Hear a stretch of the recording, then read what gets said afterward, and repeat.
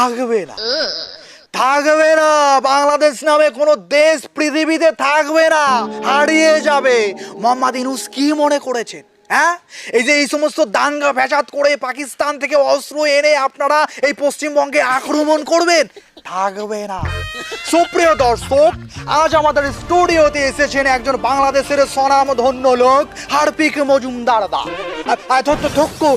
অবুজ মজুমদার দা।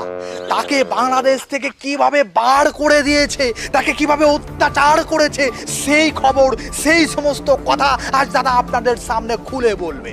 দাদা, আপনার দুঃখের কথাগুলো আমাদের মিনমিন মিনমিন মিন দর্শকদের একটু বলুন। আসলে এই কথাগুলো আমি বলতে চাই না, কারণ বাঙালি হিসেবে আমি লজ্জিত। কারণ বাঙালিরা স্বার্থপর, বেঈমান, এরা কারো সম্মান করতে পারে না। এই যে ভারতবর্ষ আমাকে কোন উপকারটা করেনি, সারা জীবন উপকার করে গেছে। ভারত না থাকলে তো আমরা বাংলাদেশই পাতাম না। আমার এই 45 বছর বয়সে আমি সাক্ষী দিচ্ছি, আমি নিজের চোখে যুদ্ধ দেখেছি। আমি দেখেছি কি করে ভারত আমাকে উপকার করেছে।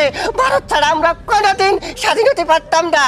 কিন্তু আমাদের বাঙালি জাতি বেঈমান, নেমো খারাম, তারা কোনোদিন আমার মতো সাক্ষী দেবে না যে যুদ্ধের সময় আমাকে এত বড় উপকার তারা করেছে। এমনকি তারা আমারও দেশটা বাইর করে দিছে, আমার নাম দিছে হার্পিক। আমি কি কোনদিন হার্পিক খাইছি? আমি কোনদিন হার্পিক খাইনি। আমি একদিন টেস্ট করে দিয়েছি, কিটা দিয়ে ফেলাইছে, আমার নাম দিছে হার্পিক মজুমদার। দাদা, আমি আজ চিল্লাবো না, আজ আমি কোনো চিল্লিয়ে কথা বলবো না। যা বলবে সব বলবে দাদা।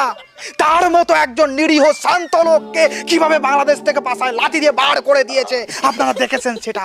তাহলে বুঝুন, বাংলাদেশ একটা জঙ্গি দেশ। এই দেশ কাউকে সম্মান করতে জানে না।